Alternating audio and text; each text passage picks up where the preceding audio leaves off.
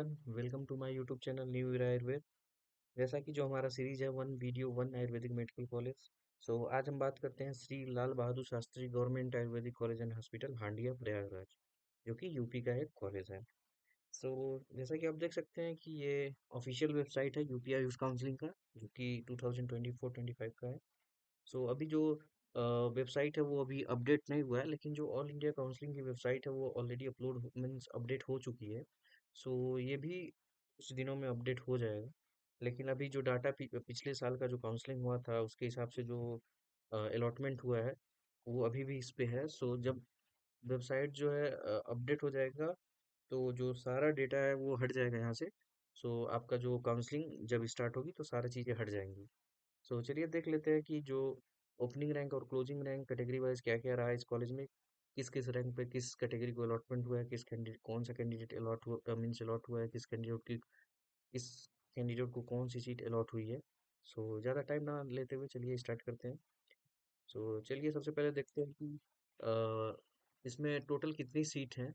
इस medical college में for the session 2024-25 इसमें टोटल 70 सीट्स है, जो कि पहले नहीं हुआ करता था। जब हम लोगों ने एडमिशन लिया था उस टाइम बहुत कम सीटें थी, 20, 30, 40 जस्ट लाइक दैट। सो जो ये लास्ट सेशन था, इसमें जो टोटल सीट 70 सीट्स है। और इसमें जो 70 अलॉटमेंट हुआ है इसमें कहीं भी आपको एसटी कैंडिडेट नहीं दिखेगा, कहीं भी एसटी कैंडिडेट का अलॉटमेंट नहीं हुआ है। तो ये भी कहा जा सकता है कि या तो एसटी कैंडिडेट का मीन्स जो एसटी सीट था उसके लिए कोई कैंडिडेट यहाँ पे आया ही नहीं, मीन्स जिसने काउंसलिंग कराई लेकिन इसको लिया ही नहीं। या तो फिर हो सकता है एसटी कैंडिडेट की सीट ही ना रहा हो, लेकिन बहुत कम चांस है कि सीट ना रहा हो। इसमें क्या हुआ होगा कि एसटी कैंडिडेट ने कोई किसी के एसटी कैंडिडेट ने यहाँ पे अलॉटमेंट होने के बाद इसमें एडमिशन नहीं लिया होगा, तो वो हो सकता है सीटें उन्होंने अनरिजर्व कोटा में कन्वर्ट कर दिया हो। चलिए देख लेते हैं category wise opening and closing rank क्या है। सो सबसे पहले बात करते हैं हम जनरल और अनरिजर्व ओपन कैटेगरी का। जो फर्स्ट अलॉटमेंट हुआ है ये हुआ है 47,763 पे। और जो अनरिजर्व गर्ल का अलॉटमेंट हुआ है पहला वाला, पहला जो अनरिजर्व गर्ल कैंडिडेट का अलॉटमेंट हुआ है वो आप देख सकते हैं यहाँ पे कि जो फर्स्ट गर्ल कैंडिडेट जिसका अलॉटमेंट हुआ वो हुआ 65,194 पे। अब देख लेते हैं कि जो लास्ट अलॉटमेंट है जो क्लोजिंग रैंक है अनरिजर्व कैटेगरी का वो कितना है। तो चलिए देखते हैं। अब जैसा कि देख सकते हैं, जो अनरिजर्व ओपन कैटेगरी है, जो अनरिजर्व यानी जनरल कैटेगरी है, उसका क्लोजिंग रैंक जो लास्ट अलॉटमेंट हुआ है वो हुआ है 2,86,673 पे। ये जब हम लोगों ने एडमिशन कराया था तो इतने पे आपको होम्यो तक ना मिलता था, बीएचएमएस भी नहीं मिलता था आपको इतने रैंक पे। लेकिन अभी जो पिछला काउंसलिंग हुआ उसमें रैंक जो मेरिट गया वो तो बहुत ज़्यादा गया, लेकिन रैंकिंग आप देख सकते हैं कि अलॉटमेंट बहुत ज़्यादा ज़्यादा रैंक पे भी हो गया है। जो ये तो आपका अनरिजर्व ओपन कैटेगरी का लास्ट अलॉटमेंट हुआ है।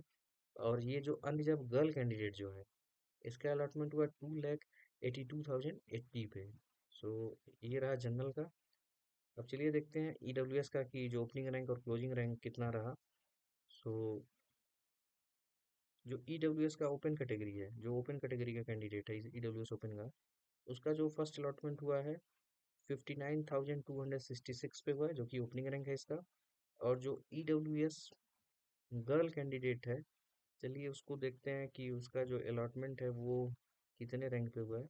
जो first candidate EWS girl candidate जिसका अलॉटमेंट हुआ है वो हुआ है 2,62,344 पे। जैसा कि आप देख सकते हैं इतना ज़्यादा वेरिएशन है रैंक में ईडब्ल्यूएस ओपन कैटेगरी में और ईडब्ल्यूएस गर्ल कैंडिडेट में। इतने पे जो पिछले कुछ सालों में जो काउंसलिंग हुई होती थी, अलॉटमेंट होते थे, इतने पे आपको बीएचएमएस तक नहीं मिलता था किसी स्टेट कॉलेज में, तो बिल्कुल नहीं मिलता था आयुर्वेदा मीन्स स्टेट में भी नहीं मिलता था। और अगर आप ऑल इंडिया कोटा से काउंसलिंग कर रहे थे तब तो एकदम श्योर था कि नहीं मिलेगा इतने पे। फिर लास्ट साल का जो कट ऑफ गया मेरिट गई वो अच्छा गया आप कह सकते हैं मतलब इसको देख के।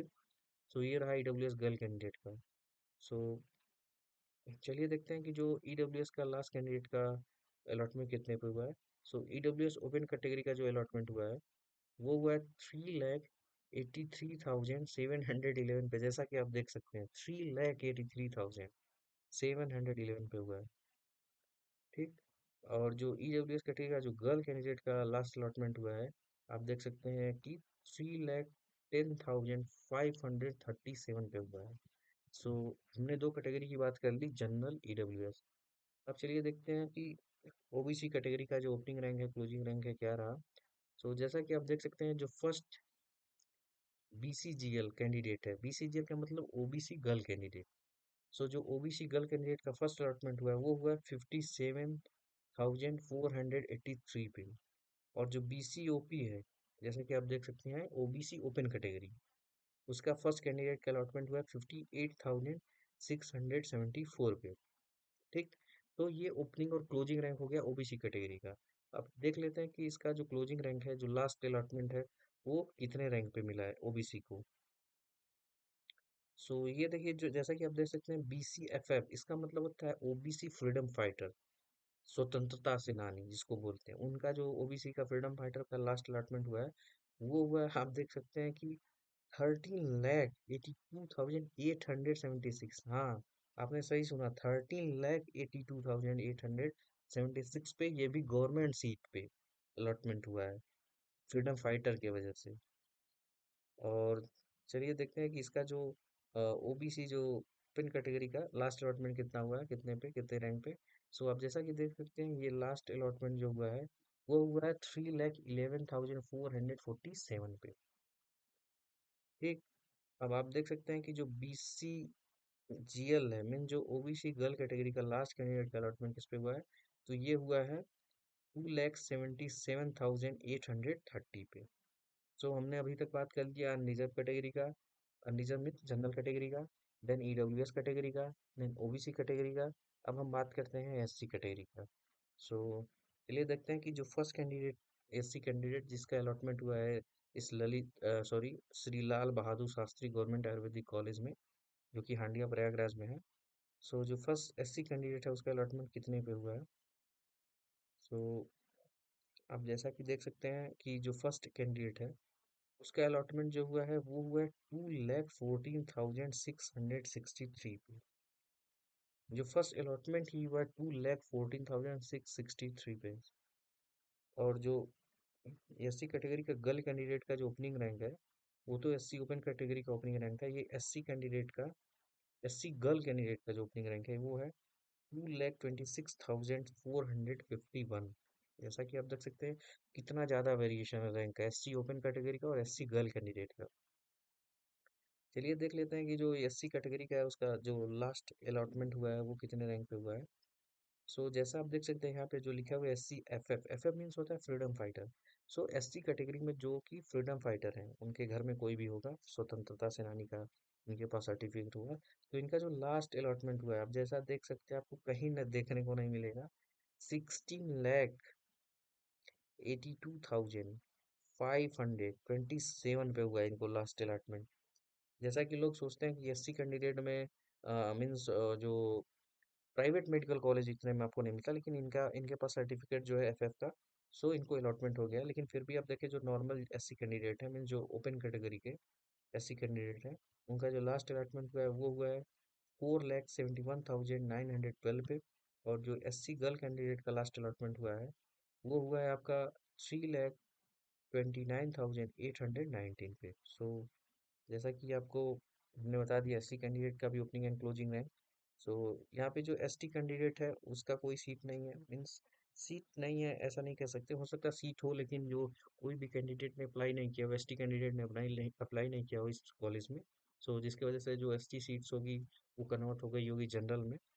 सो इसकी वजह से कोई सीट्स नहीं है। सो आप देख सकते हैं कि पिछले कुछ वर्षों में, स्पेशली जो लास्ट ईयर का कट ऑफ है, बहुत हाई रैंक तक आपको कॉलेज अलॉट हो गया, वो भी गवर्नमेंट। वरना इसके पहले जो 2023-24 वाला जो बैच है, मीन जो 2023-24 वाला नीट हाईएस्ट काउंसलिंग हुआ, उसमें आप 1 lakh, all India rank 1 lakh आप क्रॉस ही नहीं कर सकते थे।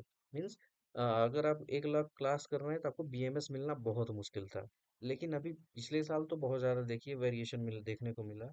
सो ये रहा आज का वीडियो, पूरा एक पर्टिकुलर डिटेल वीडियो इस Shri Lal Bahadur Shastri government Ayurvedic college and hospital Handia Prayagraj में। अगर आप इसके ओपनिंग और किसी पर्टिकुलर कैटेगरी, किसी भी कैटेगरी के हैं, तो जो मैंने आपको कैटेगरी रैंक बताया, अगर आप उसके ओपनिंग और क्लोजिंग रैंक के बीच में आते हैं, ओपनिंग रैंक में आते हैं, तब तो श्योर है आपका हो जाएगा। अगर आप क्लोजिंग मीन्स उसके बीच में आते हैं, तो मान के चलिए आपको पूरा चांस है कि आपको कॉलेज अलॉट हो जाएगा। और कोई भी क्वेरी हो काउंसलिंग के रिगार्डिंग, कट ऑफ के रिगार्डिंग, किसी पर्टिकुलर मेडिकल कॉलेज पे वीडियो चाहिए, तो आप कमेंट कर सकते हैं कमेंट सेक्शन में। और वीडियो को लाइक करें, शेयर करें, सब्सक्राइब करें, और बेल आइकन को प्रेस करें, ताकि अगर हम नए वीडियो अपलोड करें तो आपको उसका नोटिफिकेशन जाए। सो आज के लिए इतना ही। मिलते हैं नेक्स्ट वीडियो में। Thank you so much. Next video आप जिस भी टॉपिक पे बोलेंगे हम बना देंगे। Thank you so much.